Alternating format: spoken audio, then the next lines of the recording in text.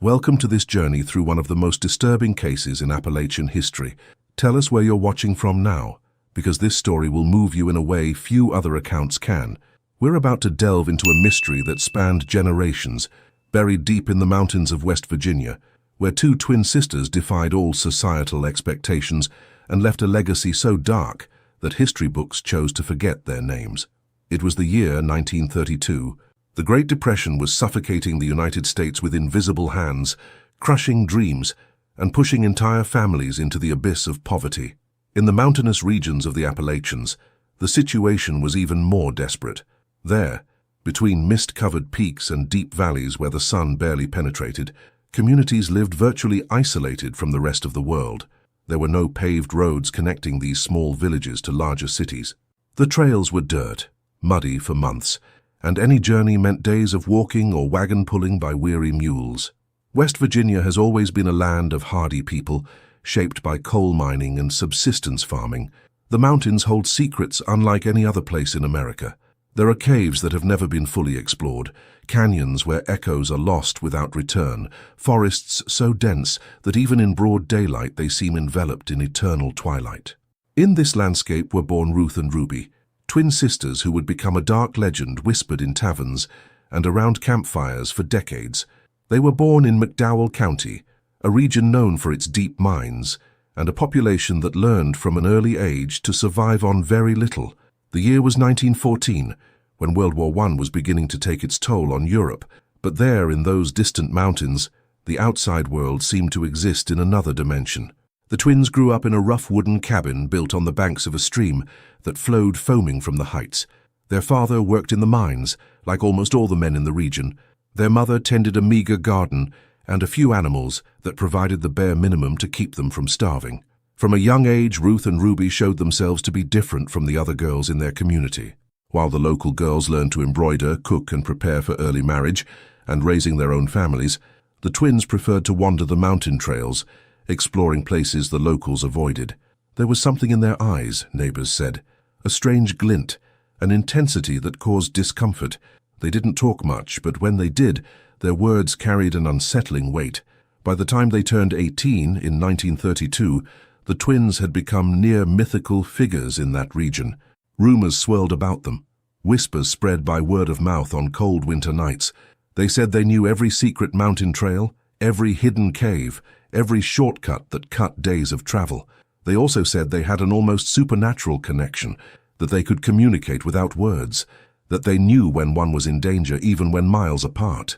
But there were darker rumors. Travelers passing through the region began to disappear. Not many, maybe 3 or 4 a year, but enough to create a worrying pattern. They were always outsiders, those unfamiliar with the mountains who ended up lost on the trails, itinerant traders, workers looking for work in the mines, wanderers with no fixed destination. Some believed the mountains simply swallowed these people, that accidents happened, that it was easy to fall into a gorge or be caught in a sudden storm. Others, however, began to look at the twins with suspicion.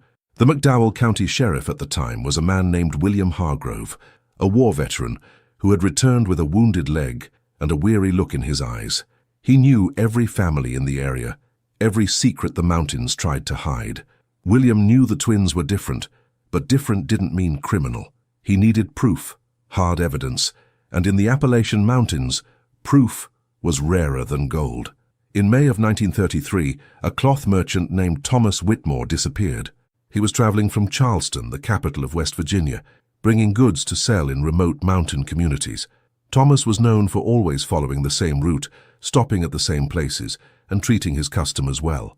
When he failed to appear in the town of Welch, where he usually spent the night every 3rd week of the month, residents became concerned. His horse was found 3 days later, wandering alone on a trail near the area where Ruth and Ruby were often seen. Sheriff Hargrove organized a search. He gathered 20 men, some with sniffer dogs, others with flashlights and ropes. They searched the areas around the trail where the horse had been found.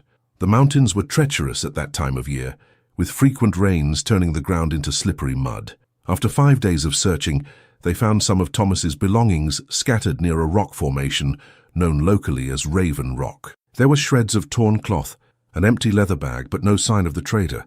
It was then that someone mentioned seeing the twins in that area, on the very day Thomas disappeared. The witness was a hunter named Edmund Price, a man of few words, but with a solid reputation. He swore he saw Ruth and Ruby talking to a man matching Thomas's description near a trail junction a few miles from Raven Rock. Edmund said he found it odd because the twins rarely spoke to strangers, but at that moment they seemed cordial, even friendly. The sheriff decided to question Ruth and Ruby. He rode to the cabin where they lived with their parents, taking 2 deputies with him. The cabin was more dilapidated than he remembered, with loose boards and a partially tarped roof. The twins greeted them on the porch, identical in appearance but with something in their eyes that sent a chill down even seasoned men's spines. They denied having met any trader. They said they had been hunting that day, looking for rabbits and squirrels to eat. There was no way to prove otherwise.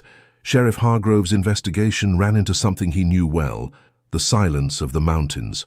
In Appalachian communities, there was an unwritten code of mutual protection, a natural distrust of outside authorities. Even when suspicions arose, even when rumors circulated in taverns and on front porches, getting someone to formally testify was nearly impossible. People feared retaliation, feared becoming the next target, feared breaking family ties that had spanned generations in these isolated lands. William Hargrove was no fool. He understood that Ruth and Ruby came from a well-known family in the region, who, despite extreme poverty, had connections through their father, who worked in the mines. The miners formed a brotherhood of their own, united by the dangers they faced daily deep in the earth. Accusing a miner's daughters without solid evidence could create problems the sheriff was unprepared for, especially at a time when the law barely made its presence felt in these forgotten corners. But William was persistent. He began reviewing old cases, disappearances that had been filed away as accidents, or simply as people who chose to move on and never returned. In the dusty county archives, stored in wooden boxes in a damp basement that smelled of mold and old paper, he found records dating back to 1928. At least 9 people had disappeared near the trails that cut through the territory frequented by the twins. 9 people in 5 years.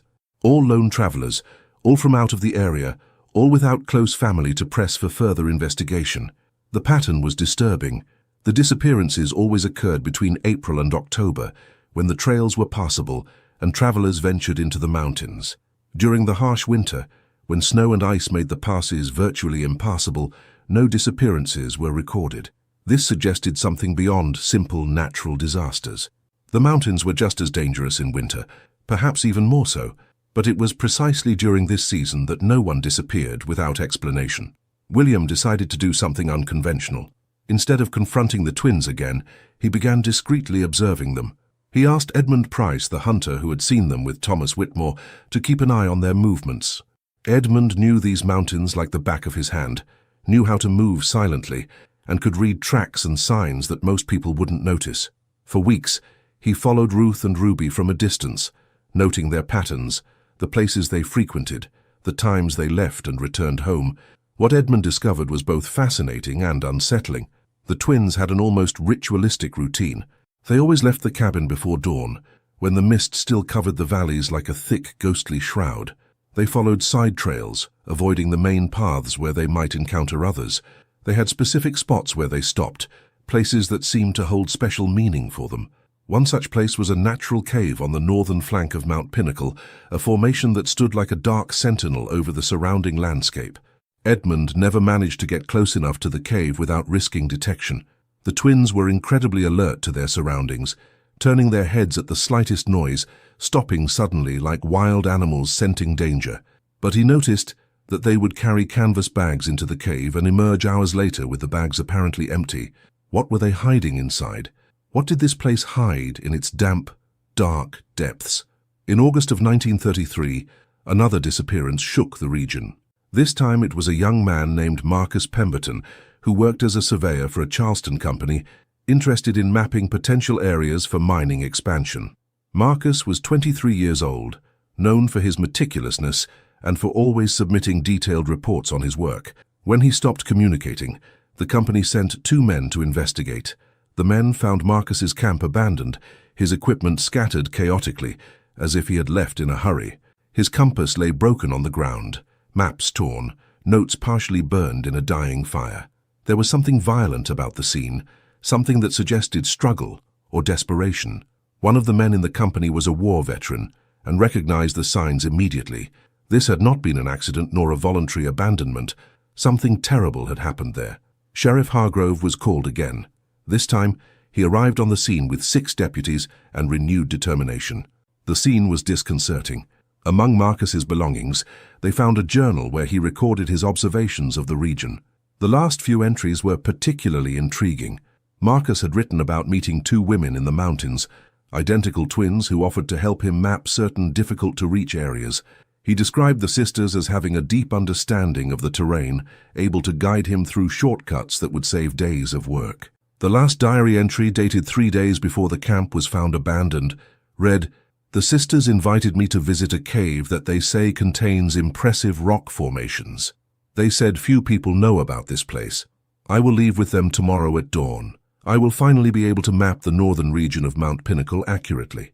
After that, nothing. Blank pages. Absolute silence. Now William Hargrove had something more concrete. The diary was evidence that directly linked Ruth and Ruby to Marcus's disappearance, but there was still the problem of proving what really happened. He knew he needed to enter that cave, see for himself what the twins were hiding there, but doing so without proper preparation would be suicide.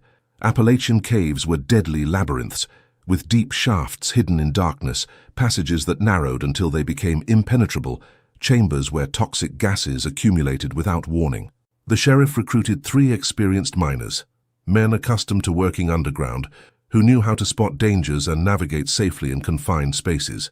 He also brought extra flashlights, sturdy ropes, and each man carried a gun. They didn't know exactly what they would encounter, but they were prepared for the worst.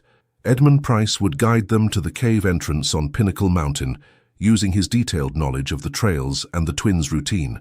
They set out on a September morning, just as autumn was beginning to paint the leaves in shades of red and gold. The air was crisp, almost chilly, and the morning mist created a ghostly atmosphere among the dark trunks of the oaks and pines. The hike to Mount Pinnacle took 4 hours, climbing steep slopes where they had to hold onto roots and rocks to keep from slipping. The group remained silent, communicating only by hand gestures, alert for any sign that the twins might be nearby. The cave entrance was inconspicuous, partially hidden by bushes and a rock formation that created a sort of natural vestibule. Without Edmund's knowledge of where to look, it would have been easy to pass right by without noticing the dark opening that led into the bowels of the mountain. William Hargrove turned on his flashlight and motioned for the others to follow. The cave's interior was damp and cold, with limestone walls that glowed faintly in the flashlight light. Drops of water fell from the ceiling at irregular intervals, creating a rhythmic, disturbing sound that echoed in the darkness. The group advanced slowly through the cave, their flashlights casting dancing shadows on the uneven stone walls. The smell was of wet earth mixed with something else, an odor the miners recognized immediately but chose not to name. The initial passage was relatively wide, allowing 2 men to walk side by side, but it soon began to narrow, forcing them to walk single file. The ceiling gradually lowered, forcing them to lower their heads and then bend over almost completely. William Hargrove felt the weight of the mountain above him, tons and tons of rock that seemed to press down on the air around him. He wasn't claustrophobic, but there in that narrow tunnel with absolute darkness waiting beyond the dim reach of his flashlights, even a brave man felt the first stirrings of panic trying to creep into his mind. He took a deep breath, forced himself to remain calm, and continued forward. The miners behind him seemed more comfortable, accustomed to such environments, but even they maintained serious, watchful expressions. After about 30 minutes of difficult walking, the passage suddenly opened into a vast chamber. The ceiling rose so high that the lantern light could barely reach, creating a sense of vastness and oppression at the same time. Stalactites hung like stone spears, some so long they nearly touched the floor, where stalagmites grew in bizarre formations. Water flowed somewhere nearby, a constant sound of dripping and flowing filling the heavy silence. It was then that they saw the first signs of human presence. There were marks of ancient fires on the ground, circles of blackened stones surrounding long extinguished ashes. Pieces of torn cloth were scattered throughout the chamber, some already decomposed by the humidity, others still recognizable as belonging to clothing travelers would wear. One of the miners found an old, moldy leather boot, the kind traveling traders used to wear for long walks. William approached one of the chamber's walls and raised his flashlight to examine it more closely. There was something engraved in the stone, deliberate scratches forming symbols he didn't recognize. They weren't letters from any alphabet he knew, but primitive drawings, stylized human figures in pairs, always in pairs, connected by lines that suggested some kind of connection. Between these figures were other symbols, shapes that seemed to represent mountains, caves, or perhaps something more abstract that escaped the comprehension of rational minds. Edmund Price, who had remained near the chamber entrance, keeping watch from behind, called to the others in an urgent whisper. He had found something that made even the seasoned hunter take a few steps back. In a natural depression in the ground, partially hidden by a rock formation, lay a collection of personal belongings. Empty leather wallets, rusty pocket watches, rings and chains, coat buttons, knives of various sizes, even glasses with broken lenses. It was a macabre collection, trophies kept as mementos of something terrible. Sheriff Hargrove felt his stomach churn. Here was the physical evidence he'd been searching for, concrete evidence connecting the cave to the disappearances. But there was something even more disturbing about the discovery, the deliberate organization of the objects, the care with which they had been arranged, as if they were part of some ritual or ceremony understood only by the twins. It wasn't the chaos of a violent, uncontrolled crime, but the cold order of something planned and repeated over and over again. One of the miners, a man named Joseph Carter, who had been working in the depths since he was 15, pointed to a side passage that opened into the far wall of the chamber. The opening was low and narrow, barely visible in the dim light, but a noticeable draft came from it, indicating it led somewhere deeper into the mountain. Joseph said that circulating air meant another exit, or at least a larger chamber beyond, but it also meant that any sound they made could travel through these passages and alert anyone exploring other parts of the cave system. William made a decision. 2 men would remain in the main chamber, guarding the entrance and cataloguing the evidence found. He would lead Joseph and another miner through the side passage to explore what lay beyond. Edmund Price insisted on accompanying them, arguing that he knew the twins' habits better than anyone and could anticipate their movements if they appeared. The sheriff agreed, and the 4 men prepared to delve deeper into the mountain's bowels. The side passage was narrow, forcing them to crawl in some sections, pushing their flashlights ahead and pulling themselves up with their elbows over the damp, rough stone.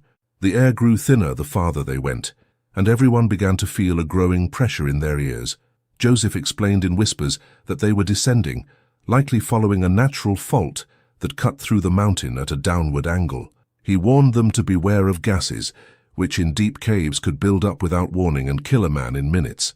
After an eternity of crawling in the dark, the passage finally opened into another chamber, smaller than the first, but with distinctly different characteristics. The floor here was more uneven, covered in loose boulders that made balance difficult, but what caught their attention most was what they found in the center of the chamber, a structure made by human hands, a sort of altar built of carefully stacked stones, forming a raised platform approximately 3 feet high. On the altar lay more objects, but these were different from the trophies found in the previous chamber. Here were arranged scraps of stained cloth, small bones that appeared to be from animals, twisted branches arranged in geometric patterns, and in the center of it all a dark, leather-bound book so old the pages seemed ready to fall apart at the slightest touch. William Hargrove picked up the book with extreme care, holding it like a bomb about to explode. The book's pages were covered in faded ink, an elaborate handwriting that ranged from legible to completely incomprehensible. There were passages in English, but also passages in other languages William didn't recognize. Drawings filled the margins, detailed illustrations of human figures, always in pairs, always twins, surrounded by symbols that echoed those engraved on the walls of the first chamber. Some pages contained what appeared to be records, dates written alongside names and brief descriptions. With trembling hands, William leafed through the book, searching for something that made sense, something he could use as comprehensible evidence in court. He found a page dated 1928 with a name he recognized, Henry Aldridge, a hardware salesman who had disappeared that year. Beside the name was a brief note, "Taken to sanctuary. The mountain accepts. We are keepers of the covenant." Other pages contained names corresponding to disappearances William had investigated in the county archives. Marcus Pemberton was there, dated August 1933, with the note, "What maps will be mapped? The mountain claims its secrets." Joseph Carter, examining the altar more closely, found something hidden in a crevice between the stones. It was a smaller, more recent journal, with a still relatively new leather cover. He handed it to the sheriff, who opened it with renewed caution. This journal was different, written clearly in modern English, with handwriting that alternated between two subtly different versions of the same hand. William realized that each twin wrote on alternate days, keeping a shared record of their thoughts and actions. The most recent entries were disturbing in their superficial normality. Ruth had written about the weather, about plants she'd encountered on the trails, about a deer she'd seen drinking from a stream at dawn. Ruby had written about dreams, visions of mountains that breathed, of stones that whispered ancient secrets in forgotten languages. But among these mundane and poetic entries were oblique references to visitors, those who come from outside, those whom the mountain chooses. William Hargrove continued reading the diary with a mixture of fascination and growing horror. An entry from Ruby, dated June of that year, read, "The mountain chose us before we were even born." Mother always knew but was afraid to speak. She told us about grandmother, about great-grandmother, about all the twins who came before, always in pairs, always guardians. We did not choose this path, but it chose us, and to refuse it would be to betray the blood that runs in our veins. This suggested something far beyond isolated crimes, something that spanned generations, a dark tradition passed from mother to daughter, across decades or perhaps centuries. Edmund Price was restless, pacing back and forth across the chamber, constantly glancing back at the passage they had entered. He knew the twins, knew they visited these caves regularly, and could appear at any moment. If they were surprised here, in this stone labyrinth where Ruth and Ruby had every advantage of intimate knowledge of the terrain, the consequences could be catastrophic. He quietly suggested that they take the diaries and other items as evidence and leave immediately, but William was determined to explore further. There was another passage leading off this second chamber, even narrower than the previous one. Joseph Carter examined the opening with his flashlight and said the air coming from it was different, more humid, with a strong mineral smell that indicated running water nearby. Underground rivers were common in this region of the Appalachians, flowing through channels carved by erosion over thousands of years. Some of these rivers emerged in springs on the surface, others disappeared into deep sinkholes, never to be seen again. Against Edmund's advice, the group decided to press on. The passage was so narrow that they had to take off their coats and leave them behind, crawling on their bellies over the cold, wet stone. Their lanterns created a claustrophobic effect of light and shadow that played with depth perception, making it seem as if the walls were closing in on them. The sound of rushing water grew louder, a muffled roar reverberating through the solid rock. When they finally emerged into the third chamber, the spectacle that awaited them was both beautiful and terrifying. An underground river cut through the cavern from one side to the other, its black, swift waters flowing forcefully through a channel carved into the rock. The chamber was vast, its ceiling disappearing into darkness beyond the reach of their flashlights. Giant stalactites hung like stone curtains, and the sound of the water created a deafening symphony of echoes and resonances. But it wasn't the river or the rock formations that took the four men's breath away. On the opposite bank of the river, partially visible in the dim light of their flashlights, stood a structure that was clearly not natural. It looked like some kind of construction of stacked stones, forming low walls that enclosed a rectangular space. Within this space, even from a distance, it was possible to see stomach-churning shapes that were once human, but that time and the cave's conditions had transformed into something almost unrecognizable. Joseph Carter, with his experience in subterranean environments, quickly assessed the situation. The river was too deep and swift to swim across, and there was no visible bridge or passage. But he noticed that higher up, where the chamber narrowed, large rocks formed a sort of irregular path across the current. It would be dangerous. The rock was slippery from the constant humidity, and a fall into those icy waters would mean certain death, swept by the current into the unknown depths of the mountain. William Hargrove knew he had to reach that structure, had to see for himself what was truly there. He couldn't return to the surface and mount a proper investigation based solely on guesswork and distant glimpses. The sheriff began moving carefully toward the rocks crossing the river, testing each step before transferring his weight completely. The others followed, keeping a safe distance from each other so as not to overload any individual stone. The crossing took 15 minutes of absolute tension. At any moment, a rock could give way or a foot could slip, sending either of them tumbling into the turbulent waters. The roar of the river was deafening there in the middle of the crossing, making any verbal communication impossible. When they finally reached the opposite bank, they were all drenched in sweat, despite the intense cold of the cave, and their hands trembled not only from the temperature, but also from the fear they had suppressed during the crossing. Up close, the structure revealed its true macabre nature. Stone walls enclosed an area approximately 3 meters by 4 meters, and within this area was what could only be described as an unofficial cemetery. There were no coffins or headstones, but the remains of at least 7 people were laid out there, each set of bones arranged with disturbing care. Decomposing clothing still covered some of the skeletons, allowing them to be identified as belonging to different eras, some obviously older than others. Among the remains were carefully placed personal objects, as if they were offerings: pocket watches, wallets, rings, religious medals, even eyeglasses positioned where the eyes of long-lost faces would have been. The arrangement had an undeniable ritualistic quality, each body placed in the same position, facing the same direction, with hands crossed over the chest in a parody of proper burial. Edmund Price pointed to something carved in the stone on the structure's far wall. Using his flashlight to better illuminate it, he revealed an inscription in Old English, the letters carved deep into the rock. "Here lie those the mountain claimed. May their souls nourish the ancient roots. May their silence keep the sacred secrets. Guardians we are, guardians we will be, until other twins come to replace us." The inscription was ancient, clearly made decades, perhaps even a century earlier, suggesting that Ruth and Ruby were only the latest in a line of twin sisters perpetuating this dark tradition. Joseph Carter was examining the bones with a professional eye, trying to determine cause of death and approximate time of death. He pointed to fractures in several skulls, marks consistent with blows from heavy objects. Some ribs showed signs of trauma, broken by violent force. But most disturbingly, none of the bodies showed signs of having been dragged or handled carelessly. On the contrary, despite the obvious violence of their deaths, the bodies had been transported and arranged with an almost loving delicacy, as if the killers felt some kind of reverence for their victims. William Hargrove forced himself to mentally catalogue every detail, every piece of evidence he could use later.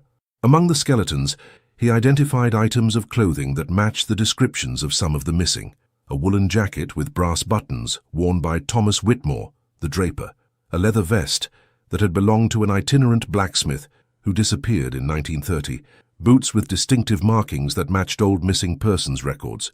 But there was something else in that chamber, something that was only noticed when Edmund moved his flashlight, exploring the shadows beyond the burial structure. In the far wall, partially hidden by a formation of stalagmites, was an opening that led to a 4th passage. Unlike the others, this one appeared to have been partially worked by human hands, the edges of the opening bearing tool marks, as if someone had widened a natural crevice to create a more accessible passage. Joseph Carter approached the opening and examined the markings on the stones. He said the work was ancient, made with primitive tools, probably decades old.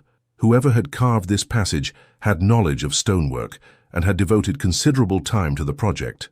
The opening was large enough for a person to pass through while stooping, and from it came a draft that smelled different from the rest of the cave, an odor of earth and decaying vegetation that suggested a close connection with the surface. The group hesitated before that 4th passage. They were already deep within the cave system, far from the original entrance, and every minute they spent there increased the risk of being surprised by the twins. Edmund Price was visibly nervous now, his hunting instincts alerting him to dangers they might not yet see or hear. He argued that they already had enough evidence, that they should turn back while they still had the chance. But William Hargrove sensed they were on the verge of discovering something fundamental, the final piece that would explain not only the recent crimes, but the entire dark history that stretched back generations. They entered the carved passage, moving with renewed caution. The walls here showed clear signs of human intervention, smooth surfaces where the natural stone had been carved, regular notches that served as handholds and footholds in steeper sections. The passage rose gradually, contradicting the steady descent they had experienced thus far. Joseph Carter explained that they were likely following an ancient access route, perhaps created by past prospectors or explorers who discovered these chambers and decided to make them more accessible. After about 20 minutes of ascending, The passage opened into a smaller chamber, but this one was fundamentally different from all the others. It wasn't a natural formation decorated with stalactites and stalagmites, but rather a room carved into the living rock, with relatively flat walls and a low, uniform ceiling. And within that room were unmistakable signs of prolonged and recent human occupation. Blankets were rolled up in a corner, metal pots hung on hooks on the wall, and wooden crates were stacked with groceries and other supplies. A rough table made of unfinished planks held melted candles, more leather-bound journals, and various objects that seemed to have been collected over the years. The walls were covered with drawings and writings, layers upon layers of marks that told a visual story of obsession and ritual. William approached the table and began examining the diaries displayed there. They were older than those found in the previous chamber, some with leather covers so worn they crumbled to the touch. He opened one carefully and saw that the first page was dated 1873, 59 years earlier. The handwriting was elaborate, the kind cultivated by educated people of the 19th century, and the text began, "My sister and I came to these mountains following the whispers of blood. Our mother taught us before she died, just as her mother taught her, going back to times long since forgotten. We are the guardians, and this is our sacred burden." Other diaries revealed similar stories, different twins at different times, all recounting versions of the same central narrative. They were chosen from birth, raised to protect some ancient secret of the mountains, taught that certain travelers needed to be taken to sacred places where the mountain claimed them. The descriptions varied in detail, but the core remained constant through the decades. There were mentions of ancient pacts, promises made before white settlers, responsibilities inherited from the first peoples. Edmund Price drew the others' attention to something on the walls. Among the drawings and writings was a more elaborate panel, clearly created with more care and intention than the other markings. It was a kind of family tree, but rendered in a unique way. Instead of branching upward, it descended vertically, with each generation represented by a pair of connected circles, symbolizing twins. The tree began at the top with symbols that were not English names, but characters that seemed to represent concepts or titles. Moving down the wall, the symbols gradually gave way to names: Sarah and Susan, then Martha and Mary, then Elizabeth and Eleanor, and so on until reaching the bottom where it was written, in still relatively fresh ink, Ruth and Ruby. Joseph Carter counted the pairs of circles on the family tree. There were 17 generations represented there, 17 sets of twins, over a period that, if each generation lasted approximately 30 years, would stretch back over 500 years. This would place the origins of this tradition before European colonization of the region, perhaps even in indigenous practices that were somehow absorbed or mixed with beliefs brought by later settlers. Sheriff Hargrove realized he was dealing with something much larger and more complex than simple murder. This was a tradition, a family cult that had persisted through centuries, adapting and surviving through social change, war, and the passage of time itself. The twins were not simply criminals but practitioners of something they genuinely believed to be a sacred responsibility, a duty that transcended human laws and ordinary mortality. But understanding the motivation didn't change the reality of the victims. Men had died, families had lost loved ones, and all of this in the name of a belief that, however ancient and deep-rooted, had no place in the modern world. William knew his obligation was clear. Ruth and Ruby needed to be arrested, tried, and prevented from continuing that bloody tradition. But he also knew it wouldn't be simple. They wouldn't surrender easily, not when they believed they were fulfilling an ancient purpose. Edmund suddenly raised his hand for absolute silence. His trained hunter's ear had picked up something the others hadn't yet noticed. There were sounds coming from the passage they had entered, sounds of movement, of light but deliberate footsteps on stone. Someone was coming toward them, someone who knew these passages perfectly and moved with the confidence of someone in familiar territory. The four men quickly turned off their flashlights, plunging the camera into near darkness. Only a faint glow came from the passageway, a gradually approaching light, accompanied now by female voices echoing eerily through the stone. William couldn't make out any words, but the tone was calm, conversational, two identical voices alternating in a conversation that sounded almost musical in the way they intertwined. The group positioned themselves in the deepest shadows of the chamber, holding their breath, hands on their weapons but hesitant to use them. They were in unfamiliar territory, in the twins' sanctuary, where any confrontation would be deeply disadvantageous. The light in the passage grew brighter, and now they could hear words clearly. Ruth and Ruby were talking about medicinal plants they had collected, about a deer they had seen near the stream, about how autumn was coming early this year. The twins entered the chamber carrying oil lanterns that cast a flickering yellow light. They stopped abruptly when they realized something was different, their sharp instincts immediately detecting signs of intrusion. Ruth pointed to the table where William had been shuffling the diaries, where the candles were positioned slightly differently. Ruby turned her head slowly, scanning every corner of the chamber with eyes that seemed capable of penetrating shadows themselves. William Hargrove knew there was no point in remaining hidden. He turned on his flashlight and stepped forward, revealing his presence. The twins showed no surprise or fear, only a kind of calm resignation, as if they had always known this moment would eventually arrive. They placed their flashlights on the ground and stood side by side, identical in posture and expression, awaiting what would come next. The sheriff spoke first, his voice echoing strangely in the underground chamber. He said he knew what they had been doing, that he had found the evidence, the bodies, the diaries. He said they would have to return with him to face justice for their crimes. Ruth and Ruby exchanged glances, a silent communication passing between them, and then Ruby answered, her voice surprisingly soft and polite. She explained that they didn't understand, that they couldn't understand, because they didn't carry the Guardian's blood. She said the mountains were ancient, older than any laws written by men in distant chambers, that there were pacts made when the world was young, agreements between the land and those who inhabited it, promises that transcended generations. Ruth added that they hadn't chosen this path, but they also couldn't reject it without bringing calamity upon all who lived in those mountains. William Hargrove listened to the twins' words with a mixture of disbelief and profound sadness. He was a pragmatic man, shaped by war and years of facing the harsh realities of the mountains, but even so he sensed something genuine in their conviction. They weren't mad in the conventional sense of the word, nor did they display the disconnect with reality he'd seen in other criminals.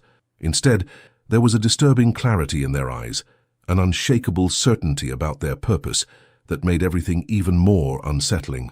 Edmund Price and the two miners remained tense, ready to act if the twins tried to flee or attack, but Ruth and Ruby showed no intention of physical resistance. They seemed to have accepted that this chapter of their lives was coming to an end, though that didn't mean they agreed with the legitimacy of the authority the men represented.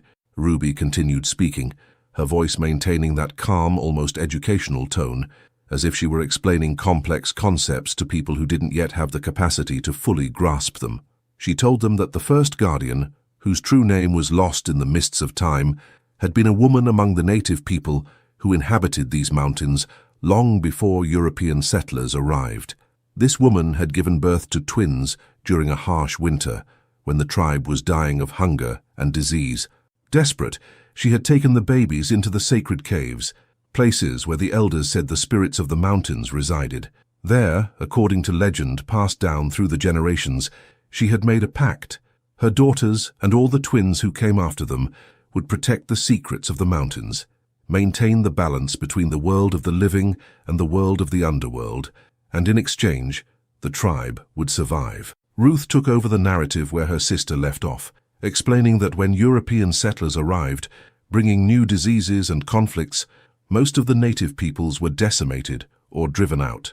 But one of the guardians of that generation had married a settler, a man who respected the ancient traditions and accepted that his own twin daughters would carry on the legacy. Through the centuries, the lineage persisted, sometimes through native blood, sometimes through settler families, but always maintaining the essence of the original pact. William asked directly about the men who had died, Thomas Whitmore, Marcus Pemberton, and all the others whose remains lay in that burial chamber beyond the underground river. He demanded to know why these specific people had been chosen, what criteria they used to decide who would live and who would die. The twins exchanged another look, laden with silent communication before answering. Ruby explained that they didn't choose arbitrarily. There were signs they learned to recognize as children, teachings passed down from their mother, who in turn had learned from their grandmother. Certain travelers carried an invisible mark, something only the guardians could perceive. It wasn't something physical, but rather a quality of their presence, a resonance with the mountains that indicated those people were destined to become part of the place in a deeper way. Ruth added that it was always the mountain's own choice, that they merely served as intermediaries like priestesses of a cult older than any Christian religion. Joseph Carter, who had remained silent until then, finally spoke. He said he had worked in the mines since he was young, that he knew the depths of the earth better than most, and that he had never seen or felt anything that suggested the presence of spirits or entities demanding human sacrifice. To him, it was all superstition mixed with madness, a family tradition that should have been abandoned generations ago, but persisted because each new generation of twins was indoctrinated from birth to believe an ancient lie. Joseph's words seemed to reach Ruth in a way the sheriff's accusations hadn't. She stepped forward, her eyes shining brightly in the flashlight light, and for the first time since they'd been discovered, her voice carried real emotion, a mixture of anger and frustration. She said that men like him who dug coal from the bowels of the earth without respect or understanding were precisely why the Guardians were needed.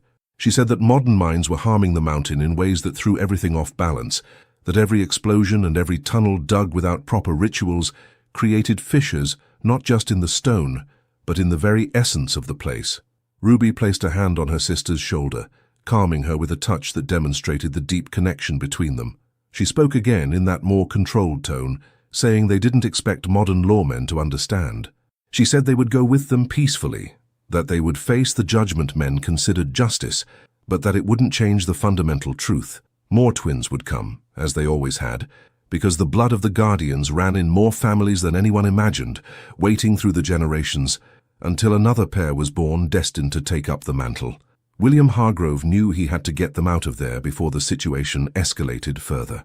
He instructed Edmund and the miners to keep watch, while he himself tied the twins' hands with ropes he had brought.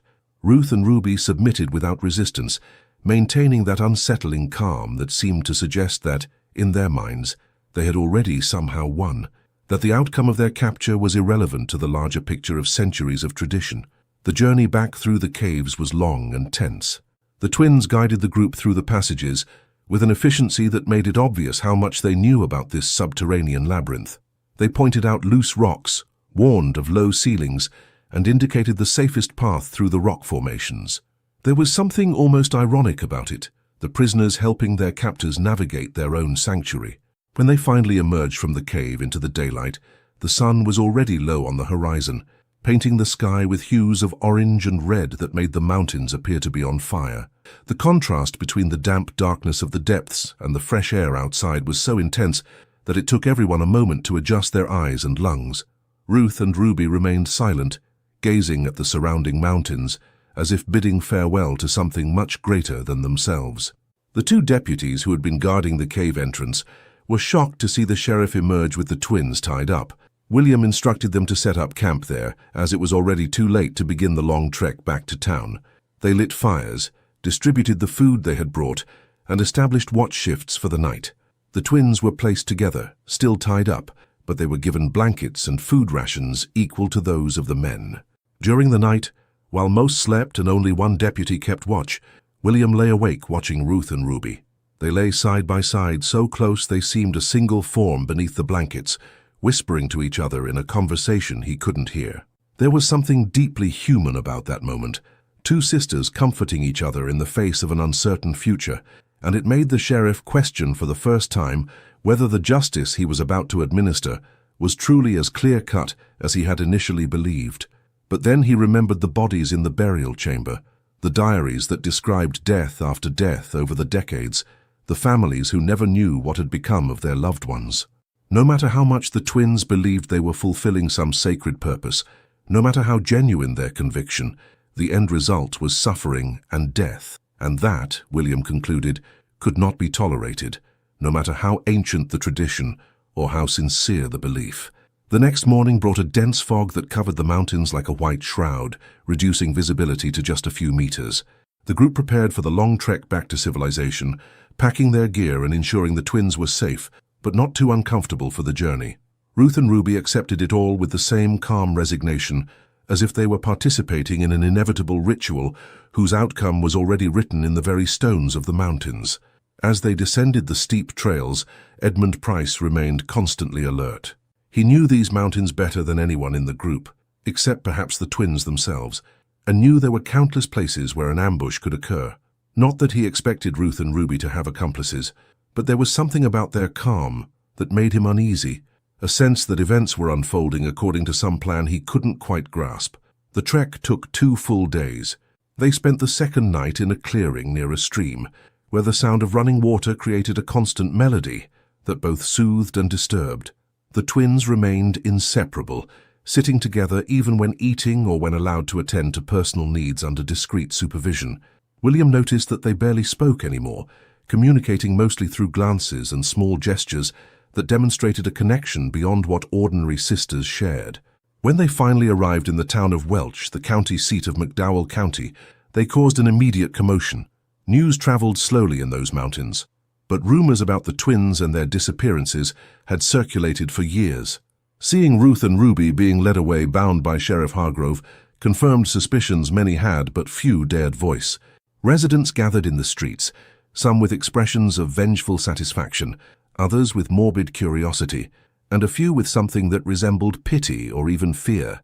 The sheriff took the twins directly to the small police station, a brick building that also served as a courthouse and city hall. There were only 3 cells, and he placed Ruth and Ruby together in the largest one, knowing that separating them would be not only cruel, but probably futile, given the mental state they both seemed to share.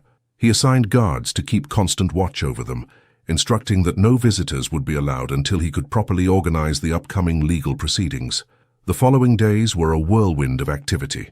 William Hargrove spent hours reviewing all the evidence collected, cataloging the diaries, listing the names of identifiable victims, and preparing the case he would present to the district attorney.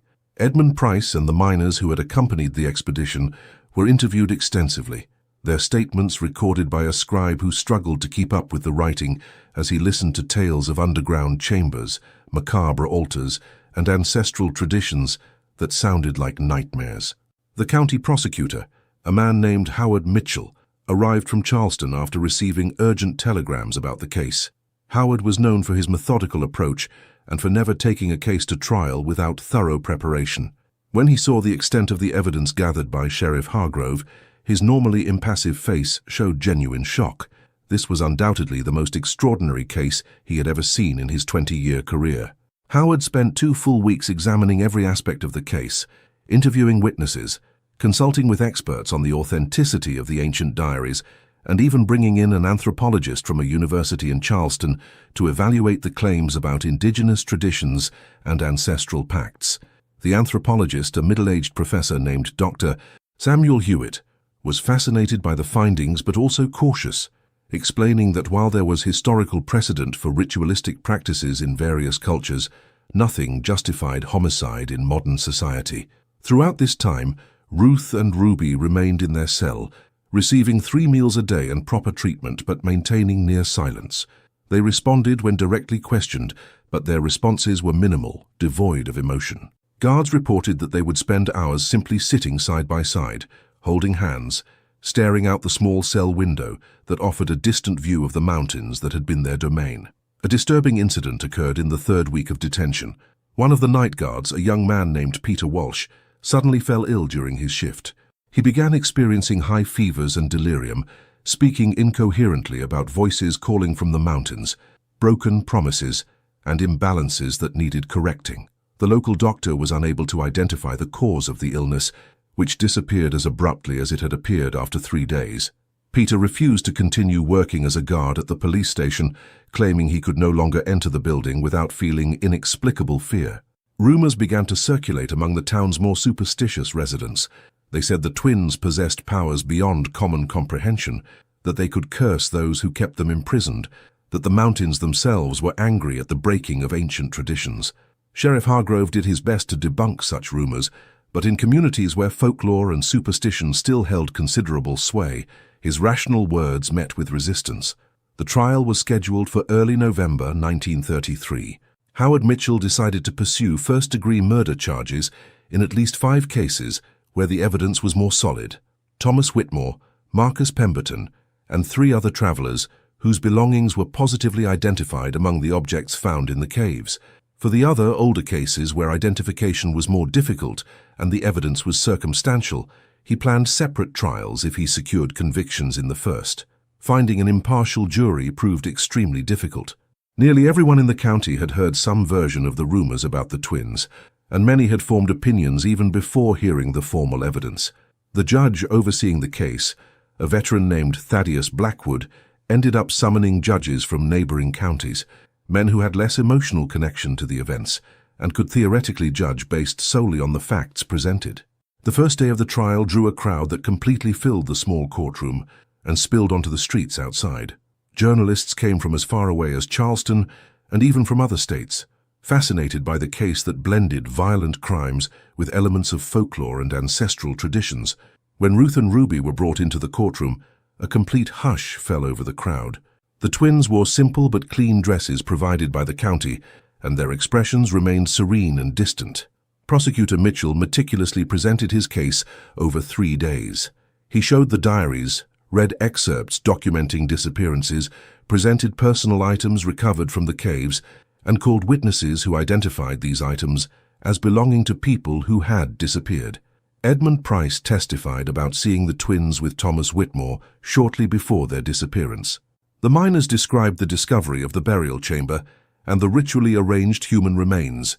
The twins' defense was taken over by a court-appointed attorney named Charles Donovan, who typically handled property disputes and minor civil cases. Charles was clearly out of his depth, but he did the best he could with an impossible situation.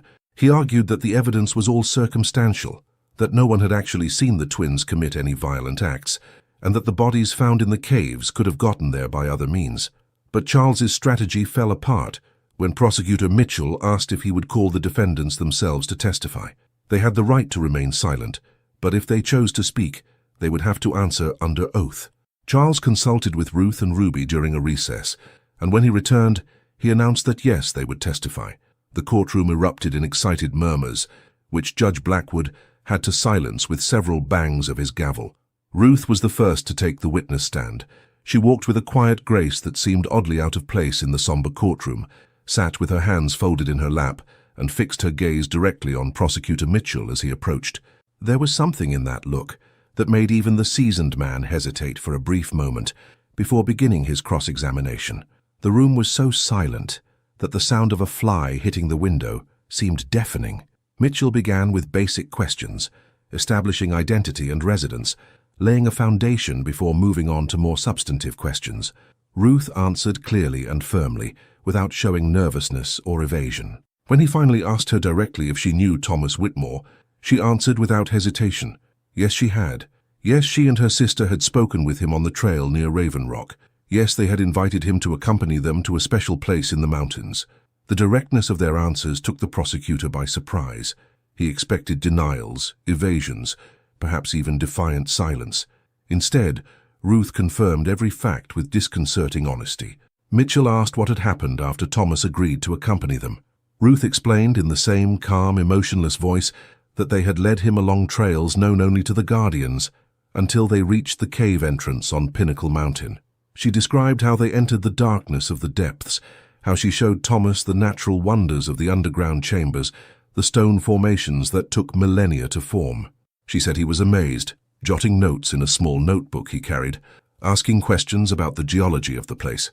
And then, when they reached the chamber beyond the underground river, when he saw the stone structure and the remains arranged there, his expression changed from wonder to horror. Ruth said Thomas tried to escape, but the passages were confusing to those unfamiliar with them, and in the near-total darkness, he quickly became lost. She and Ruby followed him, not in a hurry but with the patience of those who know every detour, every dead end. Eventually, he found himself cornered in a narrow passage with nowhere to go.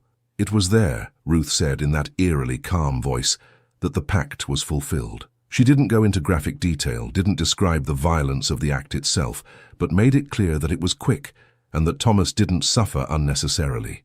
The courtroom was in utter shock. Murmurs spread like waves, and Judge Blackwood had to bang his gavel repeatedly to restore order. Prosecutor Mitchell, recovering from his own surprise, pressed for more details. Why Thomas specifically?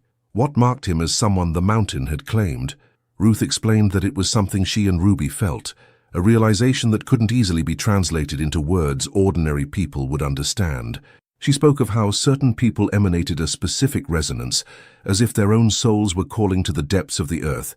She said these people were caught between two worlds, not entirely belonging to the noisy, chaotic surface of modern civilization, but rather destined to become a permanent part of the ancient mountains. The Guardian's role was to recognize these souls and help them complete their journey, even if the people themselves did not understand their destiny. Mitchell then asked about the others, about Marcus Pemberton and the others. Ruth confirmed each case the prosecutor mentioned, giving enough detail to leave no doubt about her direct involvement. She spoke of each victim with a strange kind of reverence, as if describing willing participants in sacred ceremonies, rather than people who were tricked and killed. When Mitchell finally finished his cross-examination, seeming almost exhausted by the surreal intensity of the testimony, it was the defense attorney's turn to try to mitigate the damage. Charles Donovan approached the witness stand with visible reluctance. He attempted to establish that Ruth had been indoctrinated since childhood, that she genuinely believed she was fulfilling a sacred duty, and therefore could not be held fully responsible for her actions. Ruth listened to his questions patiently, but her answers did not help the defense. She made it clear that she fully understood that her actions were considered crimes by human law, but that there were older, more fundamental laws she chose to obey. When Charles asked if she felt remorse for the deaths, Ruth finally showed some emotion other than that distant serenity. She looked directly at the jury, and her eyes shone with something that could be interpreted as sadness or perhaps frustration.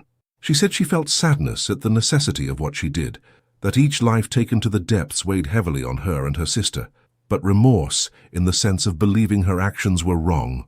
No, she believed she had done exactly what needed to be done. Ruby testified next, and her answers echoed her sister's almost perfectly.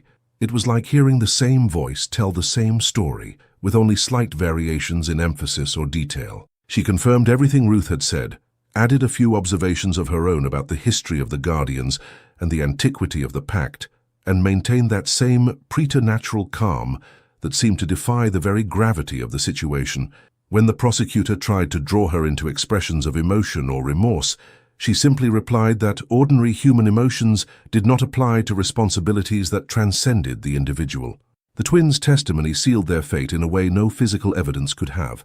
They had confessed completely, without coercion, without attempting to minimize or deny their actions.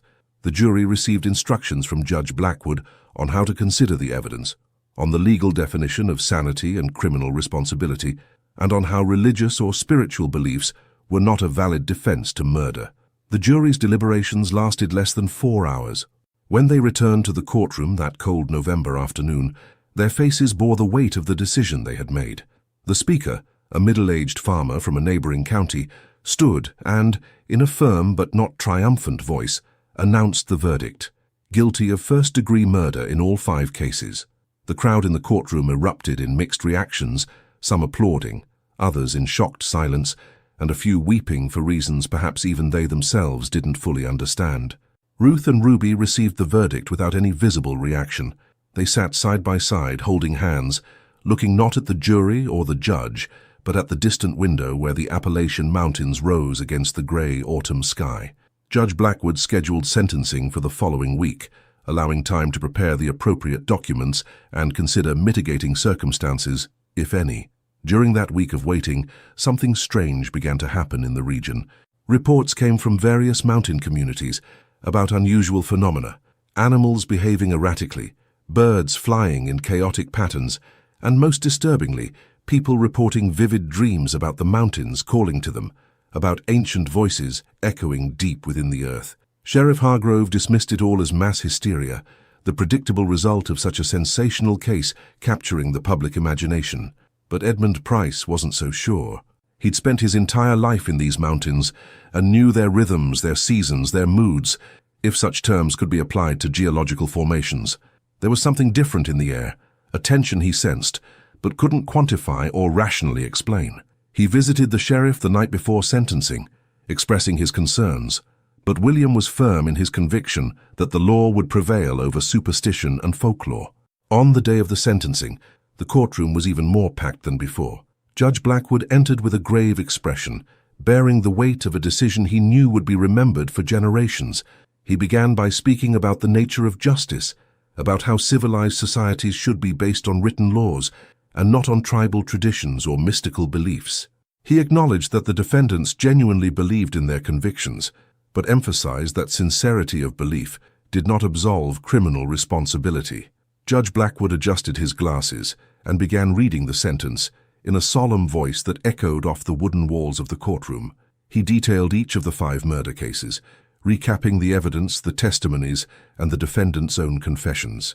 His voice carried not only legal authority, but also an underlying sadness, as if he himself recognized that this case transcended the normal categories of crime and punishment he had dealt with during his 25 years in the judiciary. The sentence was death penalty, execution by hanging, as established by West Virginia law for first-degree murder. The date was set for December 15, 1933, approximately 1 month after the verdict, enough time for automatic appeals and final legal proceedings.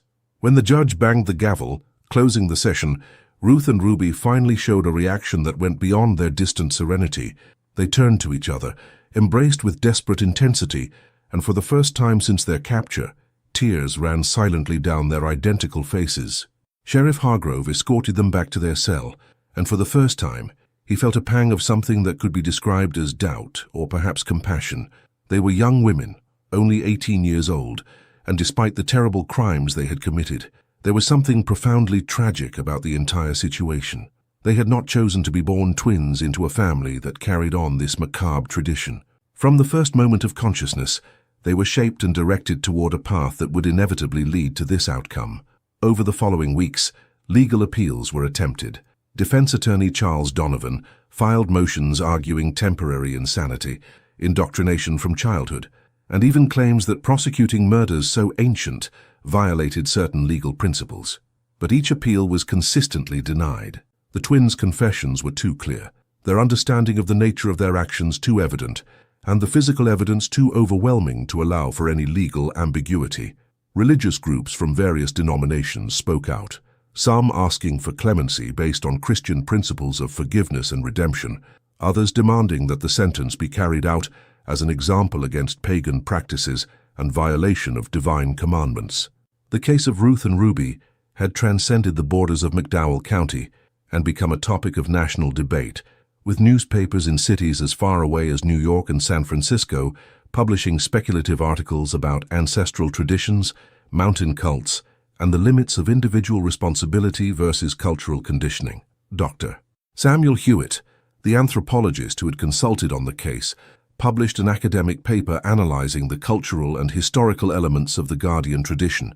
He drew parallels with practices from various Native American cultures, explored concepts of sacred places and spiritual territories, and argued that while the twins' actions were arguably criminal by modern standards, they also represented a rare phenomenon of cultural continuity spanning centuries of dramatic social change. His paper generated controversy in academic circles, with some colleagues accusing him of romanticizing homicidal behavior. Inside the cell, Ruth and Ruby spent their final days in contemplative stillness. They were allowed paper and ink, and they wrote extensively, documenting not only their own experiences, but also everything they remembered of the teachings passed down from their mother and grandmother. These writings would eventually be confiscated as evidence and filed in the county records, where they would remain sealed for decades, accessible only to authorized researchers. The twins' mother, a woman in her 40s named Sarah, visited her daughters only once. The visit was supervised by guards and limited to 30 minutes. Witnesses reported that Sarah cried uncontrollably throughout the visit, hugging her daughters through the cell bars, whispering words no one else could hear. When she emerged, she appeared to have aged 10 years in half an hour, her face etched with anguish that went beyond simple maternal loss. She died 3 months later, some say of a broken heart, though the medical certificate listed pneumonia as the official cause. The twins' father, the miner who had worked deep underground his entire adult life, never came to visit them. He left McDowell County immediately after the verdict, moving to another state where no one knew his story. Some said he had always known about the Guardian tradition, but chose to ignore it, hoping it would simply disappear if not recognized. Others claimed he genuinely knew nothing, that Sarah had kept the ancestral secrets hidden until her daughters were old enough to be initiated. Edmund Price visited the twins the week before their execution. He wasn't sure why he felt the need to do so, perhaps seeking some kind of closure, some final understanding that could make sense of everything he'd witnessed. Ruth and Ruby welcomed him with that uncanny courtesy that characterized all their interactions, as if they were hosts receiving a guest under perfectly normal circumstances. Edmund asked them if they were afraid of their approaching deaths. Ruby replied that they didn't fear the end of their physical lives, that in fact there was a kind of relief in knowing they would soon be reunited with all the guardians who came before, that their souls would return to the mountains they had always loved. Ruth added something that sent a chill down Edmund's spine. She said that other twins had already been born somewhere in those mountains, perhaps still babies, perhaps not yet aware of their fate, but that the guardian's blood was patient and inevitable. Sheriff Hargrove spent the last few nights before the execution reviewing all the case files, searching for anything he might have missed, any clues that might lead to others involved or more unidentified victims. He found mention in the older journals of a location called the First Sanctuary, distinct from the chambers they had explored, described as the place where the original pact was sealed, but there was no clear indication of where this place was, and with Ruth and Ruby about to be executed, knowledge of that location would die with them. The night before the execution, a massive storm hit the Appalachian Mountains. Howling winds ripped branches from the trees, thunder echoed between the peaks like ancient war drums, and lightning lit up the sky in spectacular displays some older residents said they hadn't seen in 50 years. The police station lost power, forcing the use of oil lanterns that cast dancing shadows on the walls, giving the building an atmosphere more suited to the 19th century than the modern year of 1933. Ruth and Ruby spent that last night awake, sitting side by side on the narrow bed in their cell, quietly singing a song no one recognized. The words weren't in English, perhaps not even in any language still spoken, but the melody had a hypnotic, melancholic quality that filled the guards with an inexplicable sadness. One of them, a religious man named Thomas Green, would later swear that during that chant he briefly saw the walls of the police station disappear, replaced by visions of ancient mountains beneath dimmed stars. When dawn finally arrived, the storm had passed, leaving behind a sky so clear and impossibly blue and air so crystal clear that the distant mountains seemed only steps away. December 15th, 1933, dawned cold and silent, as if even the birds knew something significant was about to happen. The execution was scheduled for 10 o'clock in the morning, in the courtyard behind the courthouse, where a wooden platform had been built specifically for that purpose. A crowd began gathering in the early morning hours, people coming from all corners of McDowell County and beyond, some driven by morbid curiosity, others by a sense of justice finally being served, and a few for reasons even they themselves couldn't fully articulate. Sheriff Hargrove had organized a security cordon around the execution platform, deputies positioned to maintain order and prevent any attempts at interference, though no one really expected anyone to try to rescue the condemned women. Ruth and Ruby were brought from their cell at 9:45 in the morning. They wore simple grey cotton dresses provided by the county, and their identical hair was braided to their shoulders. Their hands were tied in front of them, but they walked with dignity and without resistance, their faces as serene as they had been since their capture. When they emerged into the courtyard and saw the wooden platform with its two ropes swaying gently in the cool morning breeze, they showed no visible fear, only the calm resignation that had become their hallmark. The local reverend, a man named Joshua Winters, approached them, offering final prayers and the possibility of confession and repentance before God. Ruth and Ruby listened politely, but when he finished, Ruby said softly but firmly that they had already offered their own prayers to the powers they recognized, that their spirits were at peace with what was about to happen, and that they sought no forgiveness from any god introduced by European colonizers. The Reverend stepped back, visibly disturbed, making the sign of the cross repeatedly as if to ward off evil influences. The executioner was a man brought from Charleston, someone with no connections to the local community, trained in the proper procedure to ensure a quick death and minimize suffering.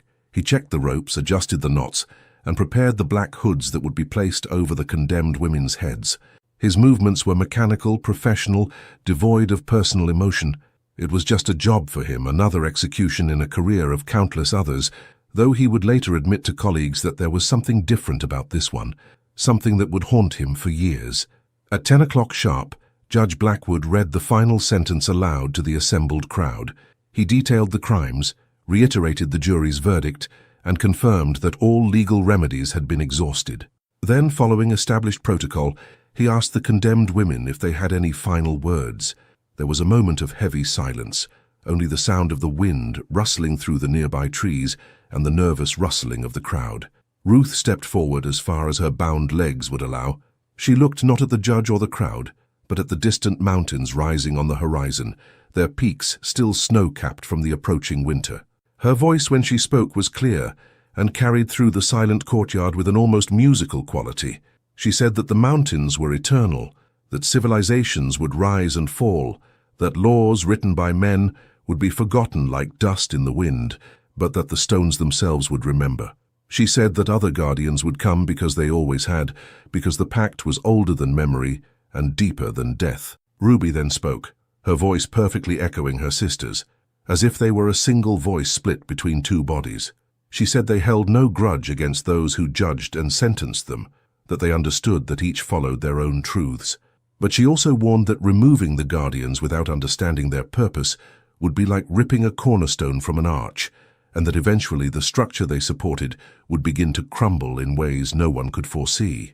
Her words had a prophetic quality that made many in the crowd shift uncomfortably. Then, in a gesture no one expected, the two sisters began to sing. It was the same song they had sung during the stormy night, that melody in an unknown language that seemed ancient beyond all historical measure. Their voices intertwined perfectly, creating harmonies that made the skin crawl and the eyes water for no apparent reason. The singing continued as the executioner placed the black hoods over their heads, adjusted the ropes around their necks, and checked every detail one last time. Sheriff Hargrove watched from his position beside the platform, his face a carefully controlled mask that hid the maelstrom of conflicting emotions swirling within him. He had devoted months to this case, pursuing these women through treacherous caves, gathering irrefutable evidence of their crimes. He believed in justice, in the law, in the need for a civilized society to punish those who kill. But as he watched these two young women about to die, he couldn't help but wonder if something fundamental was being lost, some knowledge or understanding that modern humanity simply no longer had the capacity to process. The executioner positioned his hand on the lever that would release the trapdoors beneath the condemned women's feet. He waited for Judge Blackwood's signal, which came in the form of a solemn nod. The twins' chanting reached a crescendo, their voices rising in unison to a high, sustained note that seemed to vibrate the air itself. And then the lever was pulled. The trapdoors opened with a creaking sound, and Ruth and Ruby fell simultaneously. The silence that followed was absolute and suffocating. The crowd held its collective breath, watching the bodies slowly sway, the final movements gradually ceasing. The official doctor ascended the platform after 5 minutes, verified the absence of pulses in both women, and declared the executions complete at 10:07. But even as he made his official pronouncement, many in the crowd later swore they heard something, a distant echo of that chant continuing, coming from the surrounding mountains, as if the stones themselves had learned the melody and refused to let it die. The bodies were removed and buried in a discreet corner of the county cemetery, with no markers or elaborate headstones, just 2 simple wooden crosses bearing names and dates. Officials decided it was best not to create any kind of memorial that might become a focus of pilgrimage or veneration, but this precaution proved futile, because within weeks, people began reporting seeing wildflowers growing over the graves, varieties that were not native to the area and that no one admitted to having planted. Sheriff Hargrove remained in his position for another 12 years, retiring in 1945 after the end of World War II. He never spoke publicly about the twins' case after their execution, refusing to give interviews to interested journalists or researchers. But Edmund Price, who remained a close friend until the end, recounted that William would occasionally return to the Pinnacle Caves alone, perhaps seeking some kind of understanding or closure that legal justice could never provide. Edmund himself continued hunting and exploring those mountains well into old age, but he never again entered that particular cave system where the twins kept their sacred chambers. He claimed the place had changed somehow, that there was a quality in the air around the entrance that made even a man without superstitions feel like he was trespassing. Other hunters and explorers reported similar feelings, and gradually that area of Mount Pinnacle became unofficially off-limits, a place locals simply avoided without the need for signs or physical barriers. In the years that followed, occasional rumors surfaced of new disappearances in the Appalachian Mountains, travelers who hit the trails and were never seen again. Some of these cases had mundane explanations, genuine accidents, people who got lost and succumbed to the elements, even some who simply decided to disappear and start new lives elsewhere. But some cases remained unexplained, exhibiting familiar patterns that made older people who remembered the twins wonder if Ruth and Ruby were right, if other guardians had truly emerged to carry on the ancient tradition. The diaries and other artifacts collected from the caves were sealed in the county archives, accessible only with specific judicial authorization. Decades later, when they were finally opened for academic research in the 1980s, they generated renewed interest from anthropologists, historians, and folklorists fascinated by the unique blend of indigenous traditions, colonial beliefs, and geographic isolation that produced this extraordinary family cult. But many questions remained unanswered because critical knowledge died with Ruth and Ruby on that cold December day. The Appalachian Mountains continue to rise as they always have, indifferent to the petty human dramas unfolding on their slopes. Their caves still hide secrets in depths never fully explored. Their forests still whisper stories in languages few living can understand. And on silent nights, when the wind blows from a certain direction, people living in the communities surrounding Mount Pinnacle sometimes report hearing something that sounds like distant singing, two identical voices intertwined in an ancient melody that makes the heart ache with longing for something they never knew they had lost. The story of Ruth and Ruby, the Appalachian twins, too evil for history books to fully tell, remains a disturbing reminder that there are more layers to the human experience than our comfortable modern categories of right and wrong can capture. They were murderers, that much is undeniable, but they were also the last guardians of a tradition that stretched back centuries, practitioners of beliefs that made sense to countless generations before them. Justice was served according to the law of men, but whether this brought true closure or simply buried uncomfortable questions we'd rather not examine remains open to debate to this day. If this journey through one of the darkest and most disturbing cases in the West Virginia mountains resonated with you, if you find yourself pondering the complexities of tradition, justice, and the secrets the land holds, then consider subscribing to this channel. There are many more stories waiting to be told, mysteries buried in time that deserve to be examined through careful investigation and respect for human complexity. Leave a like if this account provoked reflections that go beyond mere entertainment, and comment sharing your own perspectives on where the line should be drawn between respecting ancestral traditions and upholding modern standards of justice. Until next time, delve into the shadows of history